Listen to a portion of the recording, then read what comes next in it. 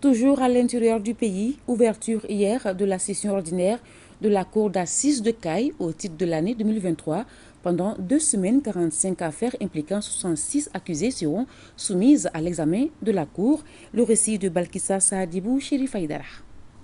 Au cours de cette première session de la Cour d'assises de Caille, qui durera 2 semaines, 46 affaires impliquant 66 accusés seront soumises à l'examen de la Cour. Ces affaires varient entre les atteintes aux biens publics, les vols qualifiés, les atteintes à la vie, cas d'incendie volontaire, viol et pédophilie. Dans son réquisitoire, le procureur général a mis l'accent sur la justice qui, selon lui, est le socle, le ciment qui lie les interstices de la société. Un engagement solennel du magistrat, une résolution ferme et personnelle de chaque citoyen devant le peuple malien souverain.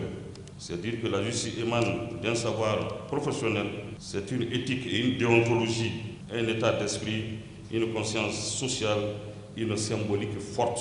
Pour ne dire que ceci, le magistrat est avant tout une personne, c'est-à-dire un esprit saint dans un corps saint, une référence au sein de la société. Notre rôle n'est pas de défendre l'indéfendable, mais de présenter l'accusé sous un jour favorable.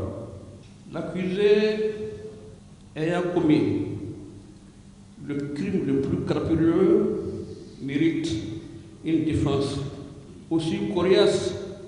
Plus le crime est grave. Pour le président du tribunal, l'analyse du rôle général permet de constater la persistance des crimes graves. Telles que les infractions contre les mœurs, celles portant atteinte à l'intégrité physique des personnes et leurs biens, et celles portant atteinte aux biens publics. Toutes choses qui dénotent de la déliquescence de notre société, surtout dans sa compétence juvénile, qui a moins de report en celle cédée.